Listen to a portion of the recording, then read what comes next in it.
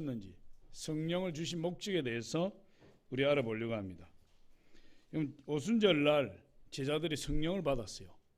그래서 성령을 받고 그들이 능력을 받고 성령 받고 능력 받으니까 나가서 복음을 전하게 되고 수많은 병자들을 고치고 귀신을 쫓아내고 연약한 자를 치료해서 온전한 자로 만들고 그야말로 예수님이 하시던 그 모든 능력을 이렇게 이양받아서 그 사역을 능히 감당하게 되었어요. 그리고 제자들이 또 다른 제자들을 세우고 그리고 그들에게 또 예수 그리스도를 가르쳐서 그들이 또 복음을 전하게 만들고 그들의 제자가 또 복음을 전하게 하고 그래서 온 세상을 복음으로 정복해버리는 그 놀라운 기적적인 역사가 성령을 받음으로 말미암아 이루어지게 된 거예요. 그래서 오늘날 저와 여러분이 복음을 듣고 우리가 2000년 전에 십자가에 죽으신 예수 그리스도 우리가 보지도 못했고 그리고 전혀 알지도 못하던 그 예수 그리스도를 우리가 영접해서 하나님 자녀가 되고 구원받은 백성이 된 것은 이 제자들을 통해서 계속해서 복음이 살아서 증거되었기 때문에 그런 겁니다. 그래서 오늘 하나님께서 저와 여러분이 성령을 받으라. 예루살렘을 떠나지 말고 아버지 약속하신 것을 기다리라. 그렇게 이야기를 하고 있어요. 오늘 이 성경 사도행전의 제자는 누가입니다. 누가. 이 누가는 누가복음을 쓴 사람이에요. 누가복음을 쓰고 첫 번째 책으로 누가복음을 쓰고 두 번째 책으로 사도행전을 썼어요. 그래서 오늘 1절에 보면 데오빌로여 내가 먼저 쓴 글이 누가복음이에요. 데오빌로라는 사람에게 이 편지를 썼다. 데오빌로여 내가 먼저 쓴 글에는 물론 예수께서 행하시며 가르치기를 시작하신 때부터 그리고 그가 택하신 사도들에게 성령으로 명하시고 성천하신 날까지의 일을 기록하였노라. 누가복음 1장 3절에 보니까 이 데오빌로라는 사람 이름이 똑같이 나와요.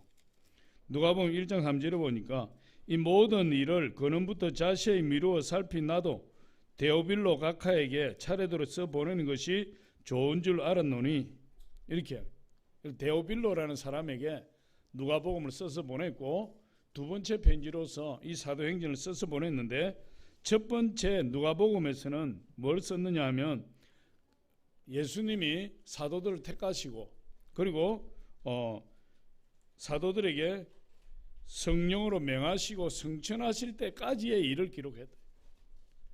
그리고 오늘 이 사도행전을 통해서는 제자들이 성령을 받고 땅끝까지 복음을 전거하는 그 일에 대해서 기록하고 있다. 그러니까 이 성령을 꼭 받아야 되는데 왜 성령을 받아야 되느냐? 거기에 대해서 기록하고 있다. 저와 여러분이 성령을 받아야 되죠. 성령은 받아도 되고 안 받아도 되는 것이 아니라 신앙생활을 하는데 성령을 안 받아도 아무 지장이 없고 성령을 받으면 좋지만 안 받아도 신앙생활을 하는데 아무 지장이 없다. 이것이 아니에요. 그럼 예수님이 성령을 받으라 이렇게 명령하고 있다 이 말이에요. 그러니까 저와 여러분이 성령을 받아야 되는데 왜 성령을 받아야 되느냐?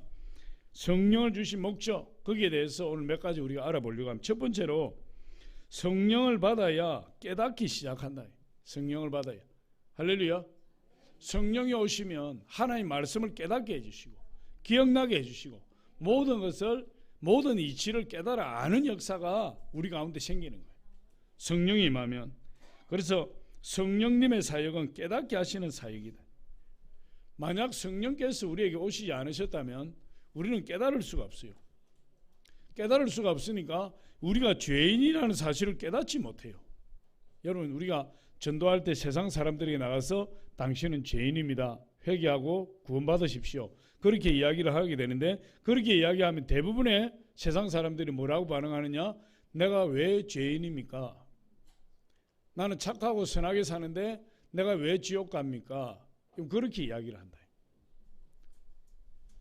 깨닫지 못하는 거죠. 성령이 없으니까 그들은 성령이 있음도 알지 못하고 성령을 받을 수도 없을 뿐만 아니라 하나님을 알지 못하는 세상 사람들은 성령을 받지도 못할 뿐만 아니라 성령이 있음도 알 수가 없다 그랬어요. 그러니까 깨닫지 못하는 거죠. 당신은 죄인입니다. 왜 내가 죄인입니까? 회개하고 구원받으십시오. 나는 이렇게 법을 어기지 않고 착하게 사는데 내가 왜 지옥 갑니까? 깨닫지 못하니까 우리가 바라볼 때는 참으로 답답하게 그지 없는 거죠. 그래서 성령이 깨닫게 해주지 아니하시면 아무도 구원받을 자가 없고, 인류는 죄악에 깊이 빠져서 멸망당할 수밖에 없고, 누구 한 사람도 예수 그리스도를 믿어서 구원받을 사람이 없게 돼. 다 지옥 가게 되는 거예요.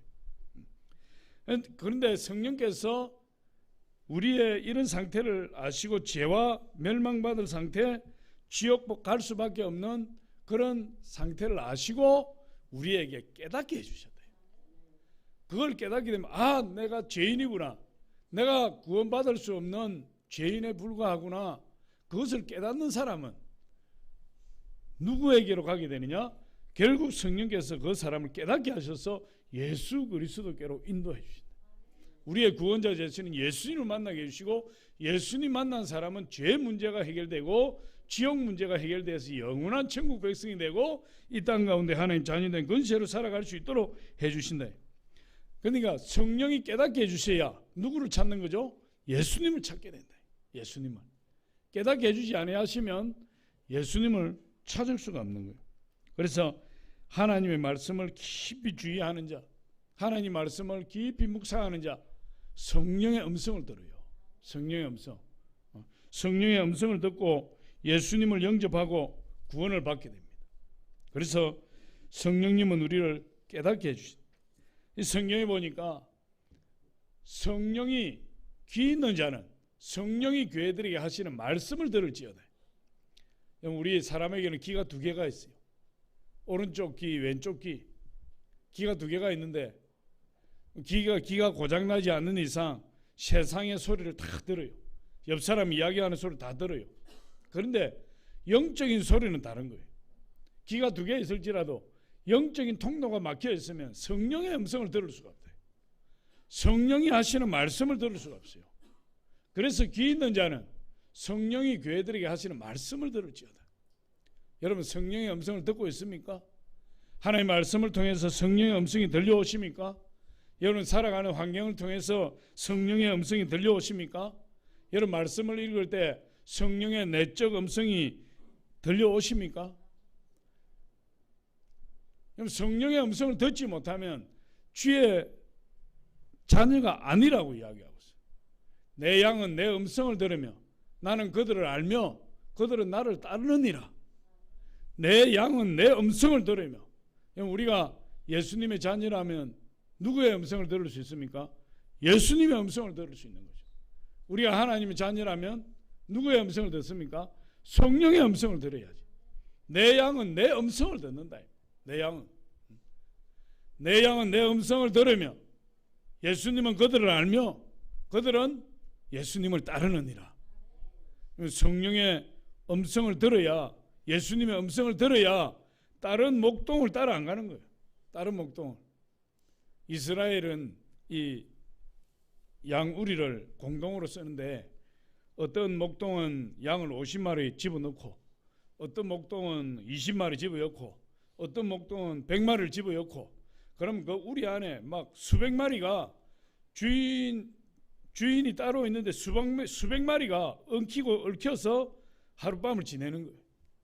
그런데 아침에 목자가 딱 A라는 목자가 나타나서 자기 양에게 양들아 이리 나오너라 하면 그 목자의 음성을 아는 양들이 전부 그 목동을 따라 나오는 거예요.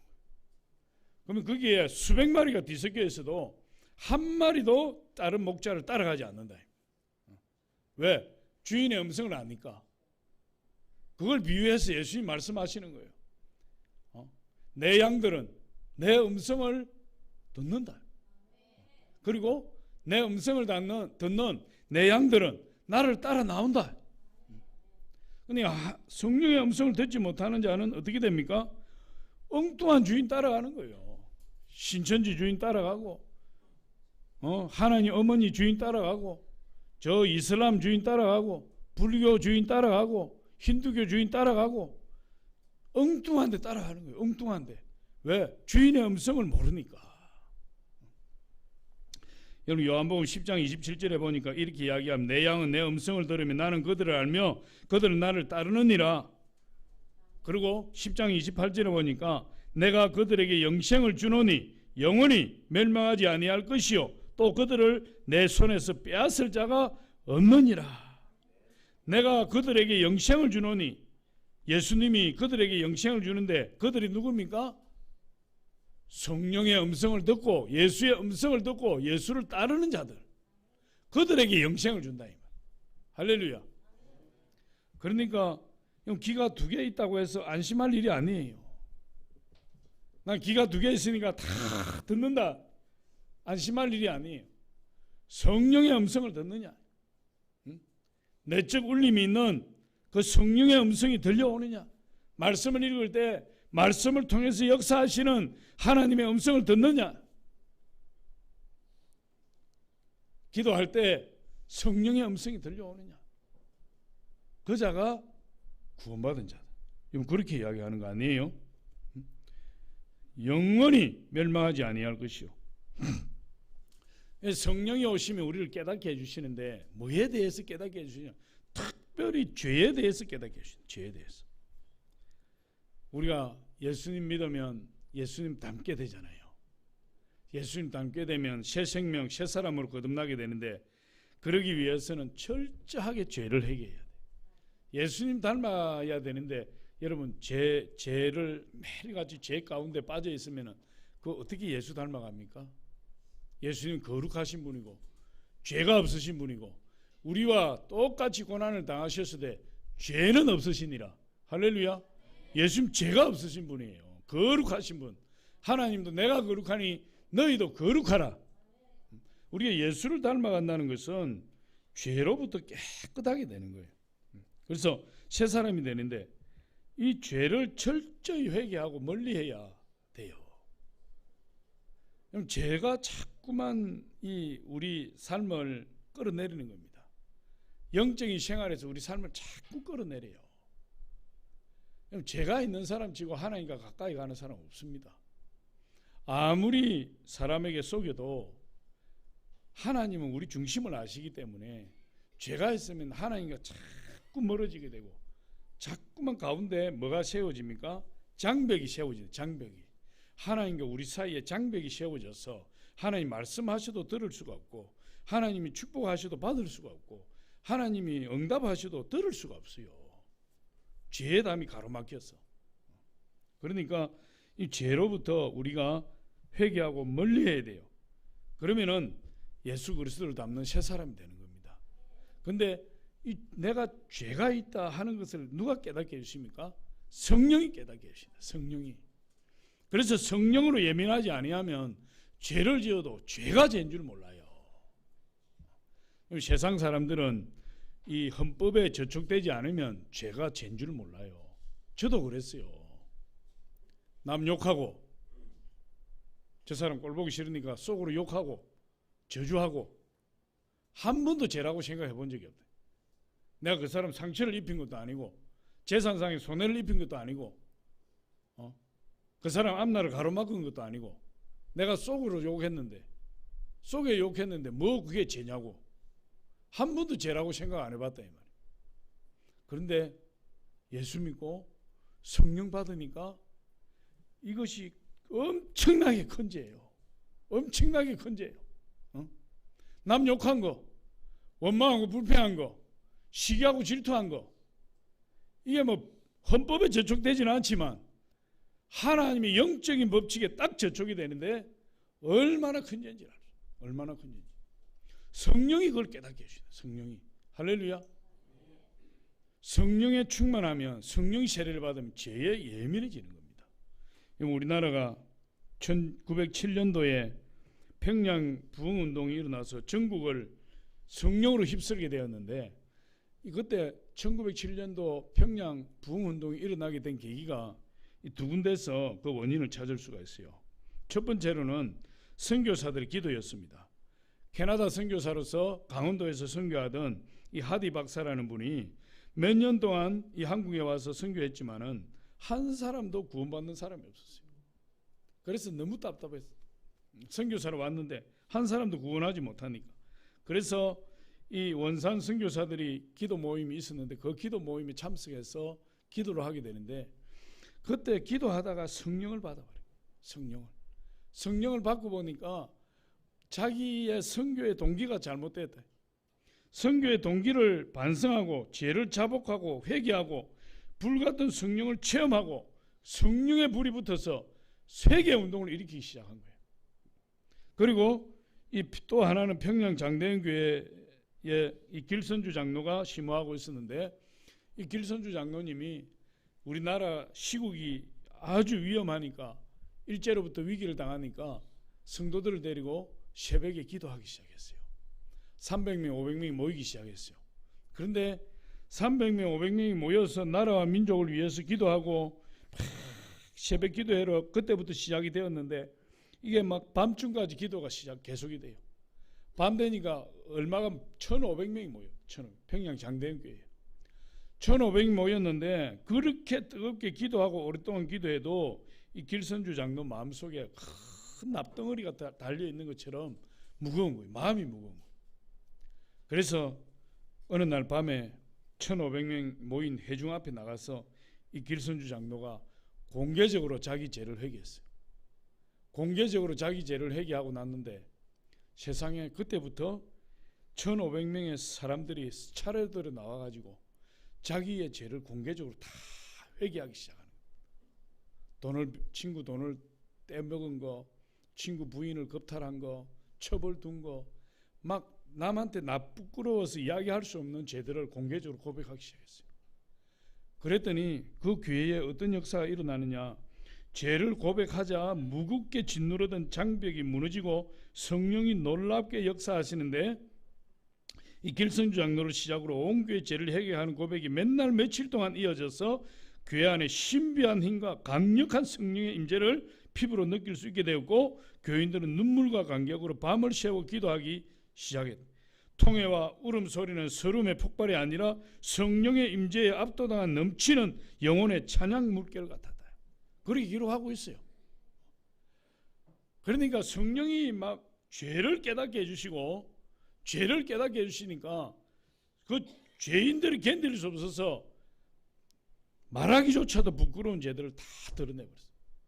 그랬더니 거기에 신비한 성령의 역사가 넘치고 온 성도들이 회개하고 부흥이 시작되어 버렸다. 그것이 평양 장대인교회에서 부흥이 시작되어서 그것이 부흥의 불길이 점점 번져서 원산으로 서울로 목포로 전국으로 퍼져나갔는데 학교로도 퍼져나갔어요. 이 요나단 이 고퍼스라는 이 사람이 1907년 한국을 휩쓴 성령의 불길이라는 책을 썼는데 거기에 초등학교 학생들까지도 부흥에 참석해서 통회하고 자복했다. 거기에 한 구절을 보면 이렇게 이야기합니다. 어떤 초등학교에서는 기도의 영이 너무 강력하여 한동안 그 학교의 문이 닫힐 수밖에 없었고 그 어린이들이 책을 읽을 때 눈에서는 눈물이 쏟아지고 있었다. 7, 8세 꼬마들까지 학교를 마치고 나서는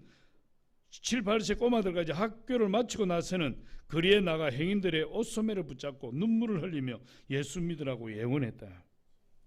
그렇게 7, 8세 된 어린 아이들이 회개하고 거리로 뛰쳐나가서 사람들을 붙들고 예수 믿으라고 눈물로 예언했다. 성령이 오시면 우리가 성령을 받으면 깨닫게 해주신다. 뭐에 대해서? 죄에 대해서 의에 대해서 세상에 대하여 책망하시리라. 요한복음 16장 8절에 그렇게 이야기하고 있어요. 책망하신다는 말은 깨닫게 하신다.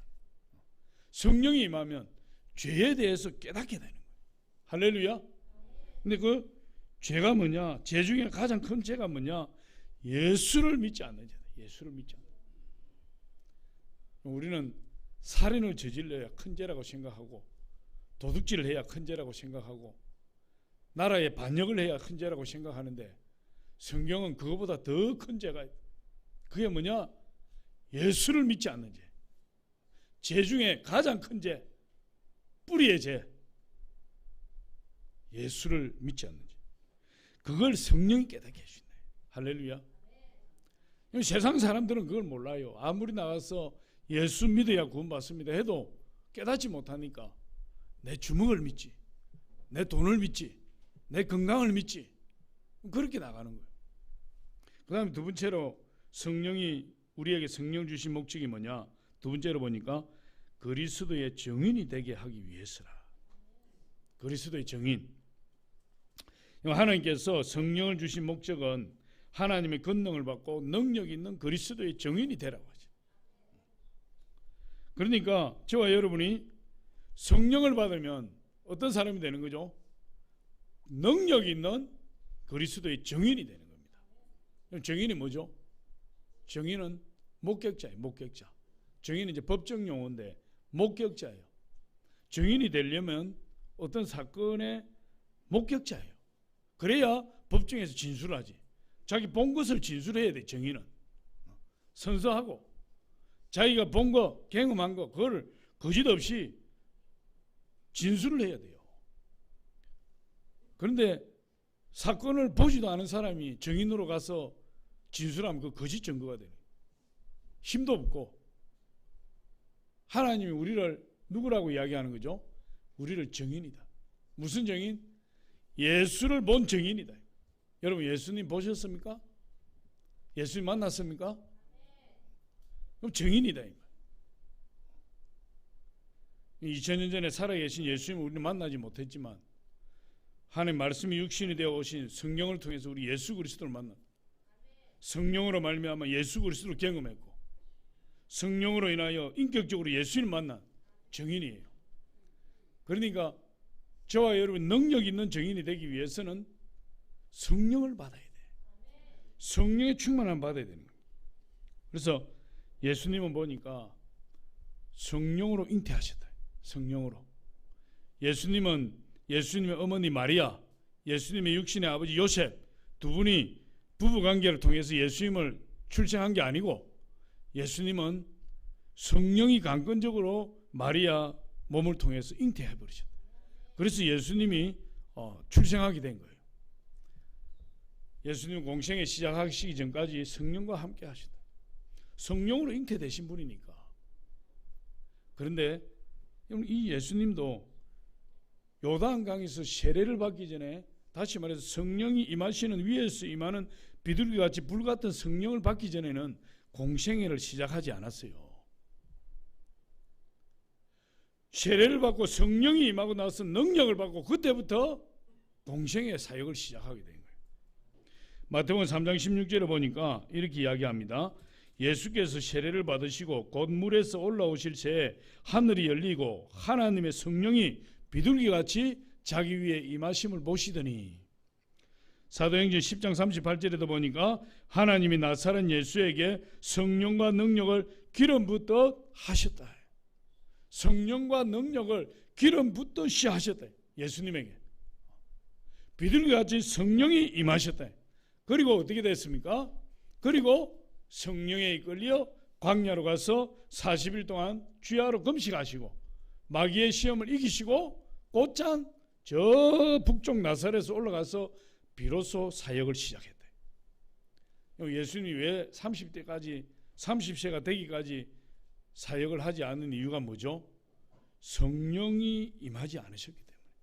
성령으로 잉태되셨지만 위로부터 임하시는 성령을 받지 못했기 때문에 사역을 미루고 계셨다. 사역을. 다시 말해서 역설적으로 이야기하면 뭐죠? 성령이 임하면 능력 있는 증인이 되는 거예요. 능력 있는. 그래서 저와 여러분이 성령을 받아서 능력 있는 증인이 되어야 된다. 예수님이 성령의 능력으로 갈릴리로 올라가셔서 뭘 하셨습니까? 백성들을 가르치고 무슨 능력으로? 성령의 능력으로 백성들을 가르치고 12제자를 삼아서 12제자를 가르치고 회당에서 백성들에게 성경의 말씀을 가르치고 그리고 귀신을 쫓아내고 병든 자를 치유하고 온 마을로 다니면서 복음을 전파하고 그 모든 그 사역을 누구의 능력으로? 성령의 능력으로 행하셨다. 성령의 능력. 그런데 예수님이 그 사역을 누구에게 그대로 이양했습니까? 12제자에게. 12제자를 가르친 거예요. 12제자가 귀신을 쫓아내고 병을 고치고 그리고 사람들을 가르치고 그리고 또 뭡니까? 복음을 전하고. 이 3대 사역. 가르치고 전파하고 치유하고. 그 3대 사역을 제자들이 이어받게 되었다. 그런데 제자들이 어떻게 이어받았습니까? 예수님은 성령을 받으시고 나서 공생애를 시작하셨고, 제자들은 성령을 받기 전까지 예수님께 배우고 능력을 전수받았지만 전혀 그것을 사용하지 못하고 있다가 오순절 마가다락방에 성령을 받고 나서 그때부터 비로소 능력 있는 제자로 쓰임받기 시작했다. 성령을 받기 전에는 정인으로 쓰임받기 힘들어요. 성령을 받지 못하고 성령을 소멸하고 지금 하나님의 사역을 감당하는 분들은 성령을 달라고 기도해야 돼요. 성령 충만, 재충만 달라고 기도해야 되고, 성령 받지 못한 분들은 성령 세례를 부어달라고 여러분 기도해야 됩니다. 마틴 로이드 존스 목사님, 유명한 목사님, 유명한 설교가요, 유명한 신학자인데, 마틴 로이드 존스 목사님은 성령 세례 목적에 대해서 이렇게 이야기합니다. 성령 세례 목적은 그리스도의 증인이 되는 것이다. 그렇게 이야기했어요. 보니까 그 책을 보니 이렇게 이야기합니다. 성령 세례의 목적은 예수 그리스도와 마찬가지로 진리에 관한 살아있는 증거자가 되도록 하기 위하여 능력과 확신을 우리에게 채워서 우리가 그의 증거자가 되도록 하는 것입니다. 이것이 바로 성령 세례의 목적이며 이것이 바로 주 예수 그리스도에 의하여 베풀어진 세례인 것입니다. 이렇게 마틴 로이드 존스 목사님 뭐라고 이야기합니까? 성령 세례의 목적은 예수 그리스도의 증인이 되는 것인데, 하나님의 능력을 받아서 예수 그리스도의 증인이 되는 것이다. R.A. 토레이 목사님도 성령 세례 목적에 대해서 이렇게 이야기합니다. 사도행전 1장 8절을 보면 성령 세례의 목적은 능력을 주어서 증인이 되게 하는 것을 분명히 알 수 있습니다. 사도행전 1장 8절에 뭐라고 이야기합니까? 오직 성령이 너희에게 임하시면 너희가 권능을 받고, 우리 같이 읽어봅니다. 시작.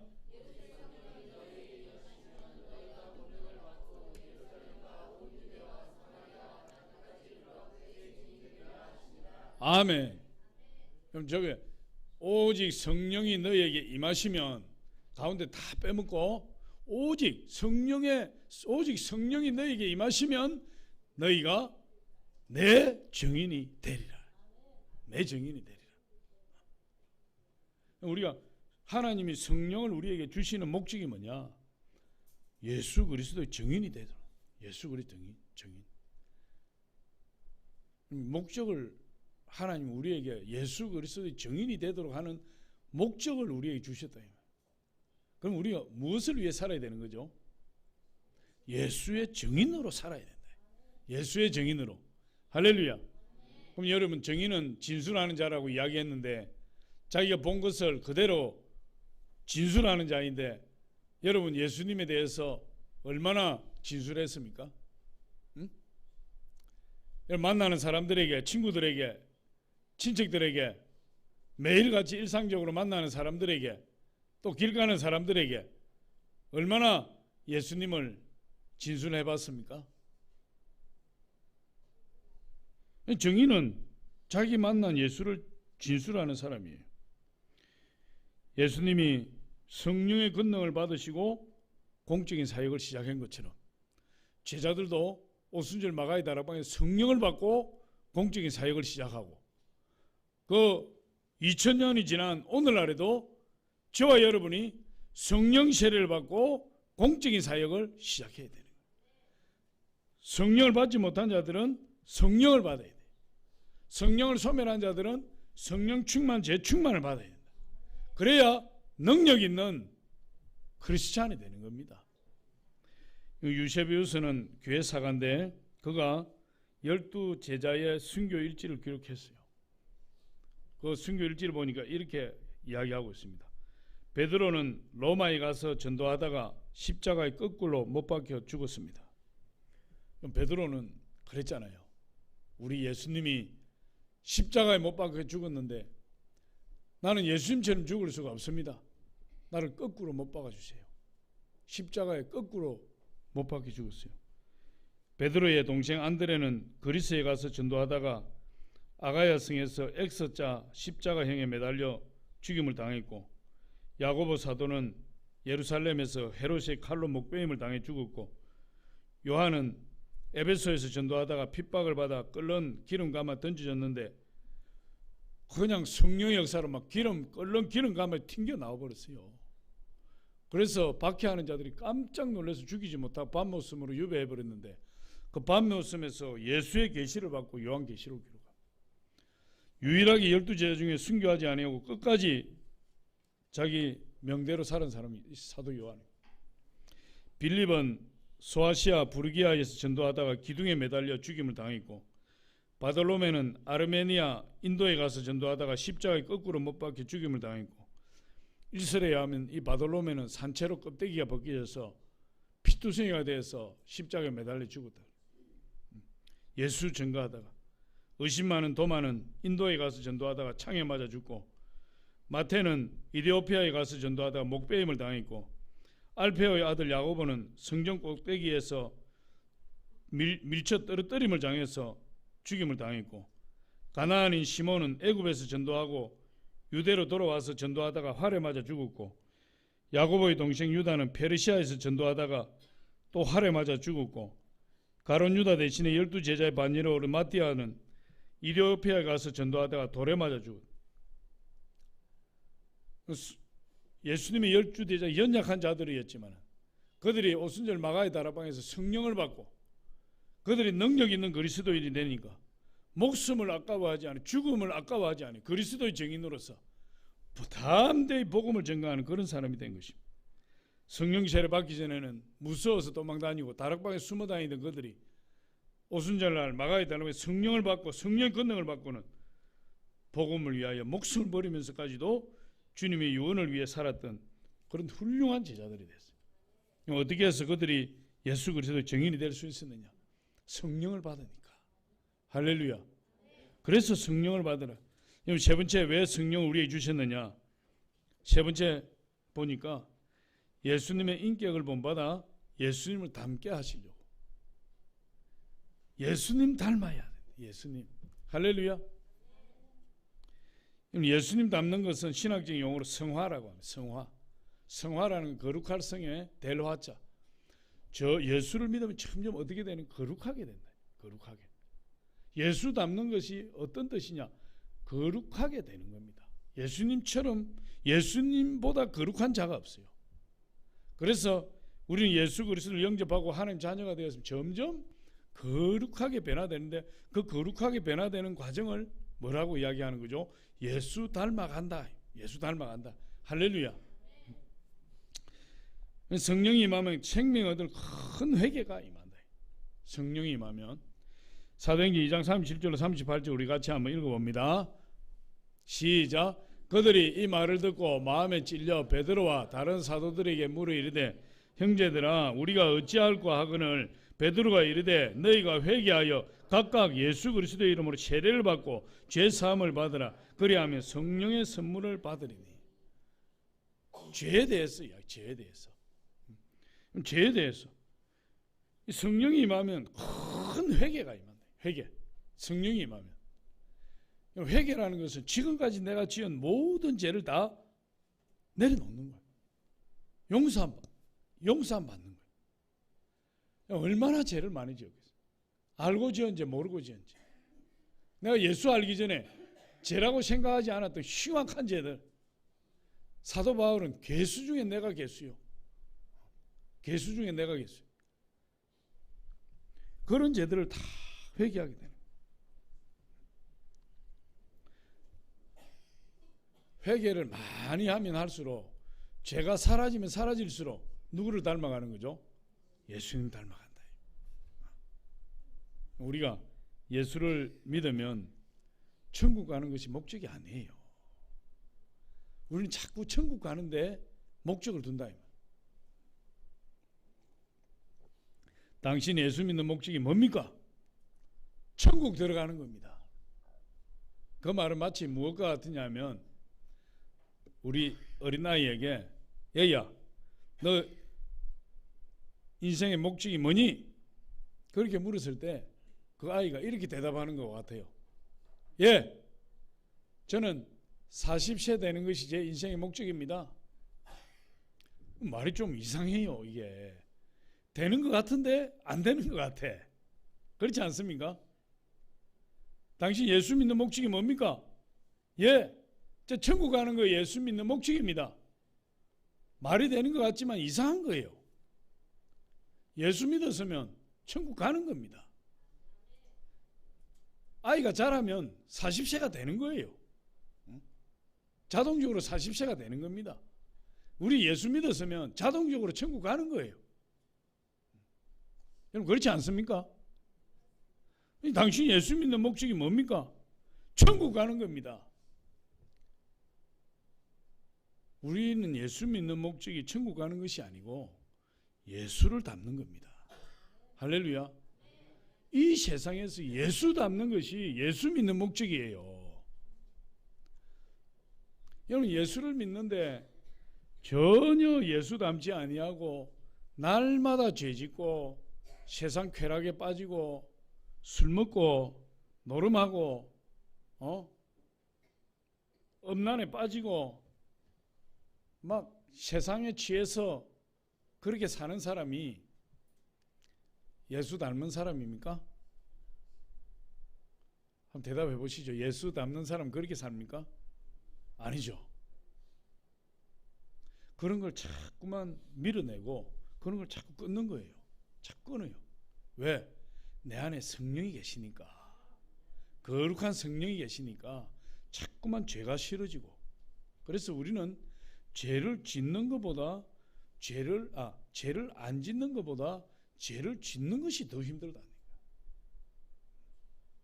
어떻게 죄 안 짓고 살 수 있습니까? 아니 죄를 짓는 것이 더 힘들다니까. 왜? 성령이 내 안에서 자꾸만 회개를 시키니까, 자꾸만 성령이 역사해 버리니까. 내가 남 욕 저 인간 저 인간 가다가 그냥 팍 엎어져서 코가 깨졌으면 좋겠어. 그렇게 할 수 있잖아요. 그런데 그렇게 하면 성령이 어떻게 합니까? 마음을 무겁게 만든다. 마음을 기쁨을 빼앗아 가버린다니까. 자꾸 괴롭게 만든다니까. 그러니까 미워도 어떻게 합니까? 하나님 저 인간을 축복해 주세요. 저 인간을 축복해 주셔야 하다가 나중에 하나님 저분을 축복해 주세요. 이렇게 가는 거 아니에요. 우리가 자꾸만 예수 닮아가려고 애를 써야 돼요. 그런데 성령을 우리에게 부어주신 것은 우리를 거룩하게 만드는 건데, 우리를 거룩하게 하는 것은 자꾸만 예수 닮게 하는 거예요. 자꾸만 예수 닮게. 예수 닮아가면 어떻게 됩니까? 예수 닮아가면 이전보다 하나님 더 사랑하게 돼요. 예수를 닮아가면 죄를 능히 이기게 해주시고, 예수 닮아가면 우리 마음을 새롭게 해주시고, 예수 닮아가면 이전보다 다른 변화된 사람이 되게 해주시고, 예수 닮아가면 이웃도 사랑하게 되고, 점점 예수 닮아가면 거룩하게 되는 거예요. 성령이 오신 목적, 성령을 우리 주신 것은 우리가 천국 가는 데 쓰임 받으라는 것이 아니라 이 세상에서 예수 그리스도를 닮아서 세상의 빛과 소금의 역할을 감당하라는 거예요. 우리가 예수 그리스도를 의지하고 예수 그리스도를 믿고 새 사람이 되어서 우리가 세상을 살아가게 되면, 여러분 이웃이 와서 우리에게 그렇게 이야기하는 거예요. 당신은 내가 가만히 보니까 참 희한한 분입니다. 당신 집안 형편이나 우리 집안 형편이나 별로 다른 것이 없는데 나는 근심 걱정에 쌓여서 한시도 편할 날이 없는데, 내가 당신을 보니 당신은 무엇이 믿는 구석이 있어서 그렇게 웃음이 떠나지 않습니까? 어떻게 그렇게 마음이 평안하십니까? 어떻게 그렇게 남을 배려하면서 살아갈 수가 있습니까? 그 비결이 어디에 있습니까? 그렇게 묻는 거예요. 그렇게. 그러면은 성경이 우리 보고 뭐라고 대답하라고 합니까? 그때 예수를 증거해라. 예. 저는 제 안에 예수님이 계십니다. 예수님이 계셔서 제 모든 짐을 다 예수님께 맡깁니다. 수고하고 무거운 짐진 자들아 다 내게로 오라. 내가 너희를 쉬게 하리라. 예수님께 모든 짐을 다 맡기니까 저는 너무 평안합니다. 근심 걱정이 없습니다. 예수님이 다 잘되게 해주십니다. 우리 자녀들도 다 책임집니다. 우리 가정의 사업도 주님께 책임집니다. 저는 마음이 너무나 평안합니다. 예수님 믿으시죠. 그렇게 이야기하라는 거예요. 그러면은 그 사람이 예수님께로 나오게 된다는 거예요. 우리가 예수를 닮는다는 게 그런 것이. 내가 예수를 닮아서 이 세상에 겁으로 사는 것이 아니라 정말 주어진 형편 가운데 내 삶을 통해서 사람들이 예수를 보게 되고 내가 작은 예수가 되어서 예수를 믿는 자에게 어떤 평안과 축복이 임하는지를 사람들이 보여줄 때 그들이 나를 보고 예수님께로 나온다는 거예요. 그게 예수 닮는 사람이에요. 할렐루야. 예수님을 닮는다는 것은 그분의 인격을 닮는다는 거예요. 인격을 닮는다는 것은 열매가 인격에 나타나는 열매가 같다는 거예요. 예수님과 같은 열매를 맺어야 돼요. 예수님과 같은 말을 하고 예수님과 같은 생각을 하고 예수님과 같은 비전을 가지고 예수님과 같은 열매를 맺는 그런 사람이 예수 닮은 사람이에요. 할렐루야. 성경을 보니까 예수를 인격적으로 닮는다는 것은 예수님과 같은 열매를 맺는다는 거예요. 예수님과 같은 열매는 성령의 열매예요. 사랑과 희락과 화평과 오래 참음과 자비와 양성과 충성과 온유와 절제. 예수를 닮아가는 사람은 내 삶 가운데 그런 열매가 있어요. 예수를 닮지 않은 사람은 예수를 믿는다고 해도 예수를 전혀 닮지 못하는 사람은 어떤 열매가 있느냐? 육체의 열매가 있다. 육체의 열매. 그런데 육체의 소욕에 사로잡힌 사람은 성령을 거스르게 되고 성령에 사로잡힌 사람은 육체의 소욕을 거스르게 된다. 이 둘은 같이 살 수가 없고 서로 충돌하게 된다. 육체의 소욕에 사로잡힌 사람은 성령을 자꾸만 밀어내게 돼요. 자꾸만 밀어내서 성령에 붙들리지 못하게 된다. 그래서 육체의 열매를 맺게 되는데 이 육체의 열매는 하나님 앞에 아무 짝에도 필요 없는 가치 없는 것이 되고 그 사람을 멸망으로 이끌어가는 괴물 같은 존재가 되고 육체의 열매는. 그래서 성경의 육체의 열매에 대해서 갈라디아서 5장 19절로 21절에 이야기하고 있습니다. 우리 육체의 열매가 어떤 건지 한번 보겠습니다. 우리 같이 한번 읽어보면 시작.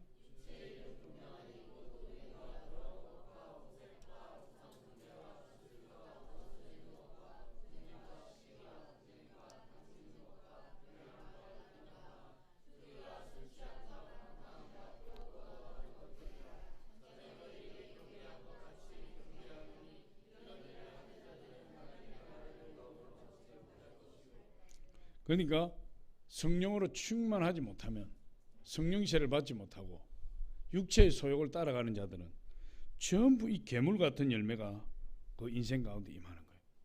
여러분 여기에서 우리가 가만히 보면요 이게 세상의 법률에 저촉되지 않는 죄가 많이 있어요.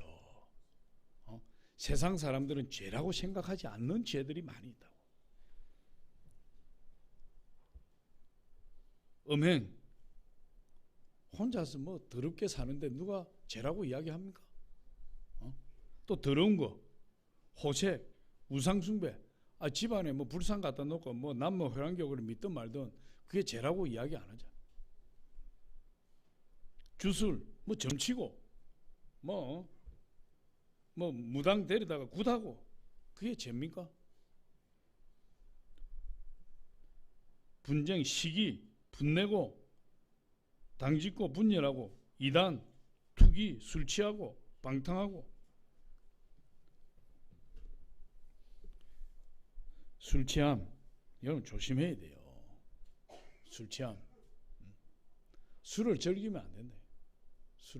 술을 끊어야 됩니다. 할렐루야. 우리 좌우에 한번 인사합니다. 오늘부터 술을 끊어버립시다. 술 끊어버려야 된다니까. 술 때문에 방탕해지는 거예요. 술 때문에. 그러면 술 마셔서 좋은 거 하나도 없어요. 이런 것들이 육체의 열매예요. 이런 것이 있으면 그것이 괴물처럼 그 사람 인생에 달라붙어서 그 사람의 인생을 망하게 한다. 결국은 어디까지? 영혼까지도 망하게 한다. 우리가 예수를 믿어서 이런 걸 한순간에 다 끊어버리는 사람도 있고 한순간에 끊지 못하고 서서히 끊는 사람도 있는데, 예수 믿은 지 5년 10년이 지났는데도 이런 문제에 매달려 있다면 그건 다시 생각해봐요. 그래서 우리가 성령을 우리에게 주신 목적 중에 하나가 뭐라고요? 예수님을 닮아가는 거예요. 근데 예수님 인격을 닮는 겁니다. 할렐루야. 그리고 또 예수님의 사역을 닮아요. 보니까 예수님이 우리에게 예수님 우리의 본이 되셔서 우리로 하여금 예수님의 발자취를 따라오라고 했대. 우리로 하여금. 베드로전서 2장 21절에 보니까 이를 위하여 너희가 부르심을 받았으니 그리스도도 너희를 위하여 고난을 받았사 너희에게 본을 끼쳐 그 자취를 따라오게 하려 하셨느니라. 예수님을 따라오게 하시다. 성령 주신 것은. 그래서 우리가 몇 가지 살펴보면 예수님이 우리가 성령으로 충만하게 되면 예수님이 우리에게 뭘 가르치죠? 사랑을 가르쳐 주신다. 사랑. 여러분, 하나님은 이웃을 내 몸처럼 사랑하고 하나님 아버지를 온 마음과 정성과 뜻을 다하여 목숨까지 다하여 주 너희 하나님을 사랑하라. 그렇게 말씀하셨어요. 이스라엘 백성들이 613가지의 율법을 주셨는데 그 율법을 예수님은 한 단어로 정리해 주시다. 사랑이다. 사랑. 할렐루야. 우리가 성령을 충만하면 예수님을 쫓아서 사랑하게 돼요. 미워하는 사람이 없고 나를 그렇게 괴롭혔던 사람도 기도하니까 하나님 그 마음을 녹여주셔서 그 사람을 위해서 기도하게 하시고 그 사람을 용서하게 하시고 그 사람을 용서함으로 내가 더 잘되게 해주시고. 할렐루야. 또 예수님은 우리에게 섬김을 가르쳐 주시다. 예수님은 섬김을 받으려 오신 것이 아니야. 오히려 도리어 섬기려 하고 자기 목숨을 많은 사람의 대속물로 주려 하려 하심이라. 예수님의 섬김의 절정은 십자가의 섬김이에요. 십자가에서 모든 인류를 섬기기 위해서 십자가에 죽으셨다. 성경을 보니까 예수님 겸손하시고 순종의 본을 보이시고 낮아지셔서 제자들의 발을 씻겨주셨다. 우리가 그런 예수님을 닮아가야 되는 거예요. 사랑하는 거 예수님 닮아가는 것이고 섬기는 것도 예수님 닮아가는 것이고 몸된 교회를 섬기는 거. 어떤 분은 자꾸만 교회에서 봉사하면서 이런 분이 있어요. 우리 교회는 한 사람도 없는데 내가 교회 와서 이런 거 해야 돼? 내 집에도 이런 거 안 하는데 내가 교회 와서 이런 걸 해야 돼? 내가?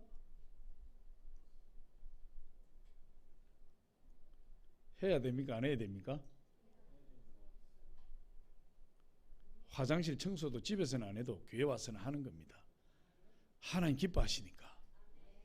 여러분, 화장실 청소하고 남들 우리 성도님들 먹고 남은 그 잠밥, 짬밥, 그 설거지 다 씻어서 하고 그게 예수 그리스도의 몸을 닦아드리는 거예요. 예수 그리스도의 몸을 깨끗이 씻어드리는 거예요. 할렐루야. 내가 집에서도 해보지 않았는데 교회 와서 내가 그런 거 해야 돼? 내가 피곤해 죽겠는데 교회 와서 피곤해야 되겠어? 예수님께 이야기하세요. 나한테 이야기하지 말고. 할렐루야. 우리 하나님이 크게 축복하십니다. 예수님은 맡겨진 일에 충성했습니다. 히브리 3장 1절에 예수를 깊이 생각하라. 그러면서 뭐라고 이야기하는? 예수는 자기를 세우신 이에게 충성하기를 모세가 하나님의 온 집에서 하인으로 한 것 같이 예수 그리스도는 자기 집을 맡은 아들로 충성했대. 아들로. 우리가 하나님의 집에 충성하는데 주인처럼 충성해야죠. 예수님은 모세는 하인처럼 했지만은 예수님은 하나님의 아들같이 충성했다는 거예요. 그럼 저와 여러분이 모두 하나님의 아들이 되었는데 하나님 몸된 교회를 섬기는 것이 그렇게 힘들고 어렵고 고통스럽습니까? 일주일 내내 와서 하나님 몸된 교회를 섬깁니까? 아니에요. 나에게 섬길 수 있는 건강 주신 것 감사합니다. 할렐루야. 내가 섬길 수 있는 마음 주신 것 감사합니다. 섬길 수 있는 믿음 주신 거 감사합니다. 섬길 수 있는 충성 주신 거 감사합니다. 감사하고 나가면 그것이 나에게 큰 유익이 되는 거예요. 불평하지 말고. 그 다음에 예수님은 늘 기도하셨대요. 늘 기도하셨어요. 사실 예수님은 기도가 필요 없는 분이에요. 왜? 하나님이니까. 우리가 누구에게 기도합니까? 기도를 들으시는 하나님께 기도하잖아요. 예수님은 하나님 본체세요, 본체. 그러니까 예수님 사실 기도할 필요가 없는 분이죠. 그런데 맡겨진 주의 백성들 12제자를 위해서 밤낮으로 기도했대요. 예수님이.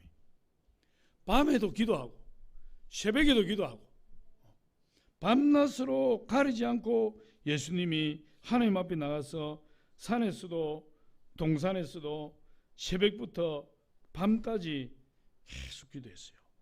공생의 초기부터 십자가에 돌아가 죽으시는 그 시간까지 예수님 기도했어요. 우리가 예수님 닮아간다면 우리 기도해야죠. 특별히 새벽에 철야 예배 때. 왜? 예수님은 새벽에 기도하고 밤에 기도했으니까. 저는 개척 초기부터 제가 소원하는 것이 우리 주일 성도님들 한 번도 빠짐없이 새벽 예배, 철야 예배 다 나오는 거예요.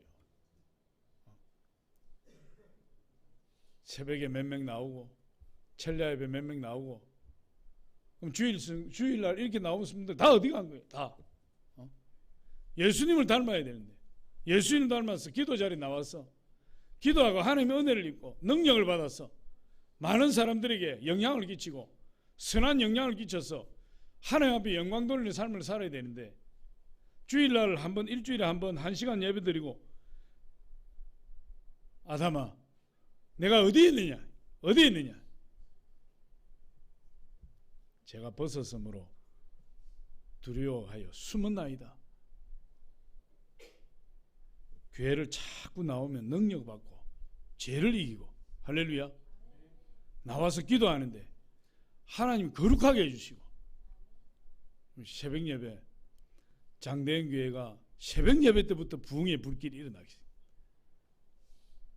원산에 선교사들이 모여서 기도하는 그 자리에 부흥의 불길이 일어나기 시작했대요. 기도 자리에 저와 여러분 나올 때 더욱더 성령의 충만함을 받고 하나님의 놀라운 역사가 일어날 줄 믿습니다. 누가복음 6장 12절을 보니까 이때 예수께서 기도하시러 산으로 가서 밤이 새도록 하나님께 기도하시고 저와 여러분들이 오늘 성령 오순절 성령 강림 주일입니다. 지난 금요일 날 우리 터키 앙카라 선교사님 오셔서 큰 은혜를 끼치고 가셨는데 지금 다음 주 이번 주 금요일에도 베트남 호치민 선교사님 오시고 오늘 청년 예배에도 저 중국 내몽골 선교사님 오시고 또 그 다음 주에도 또 선교사님 오시고 5월달 6월달은 계속 이 선교사님들 오는 거예요. 계속 철야 예배에 안 오는 사람은 자기만 손해요. 할렐루야.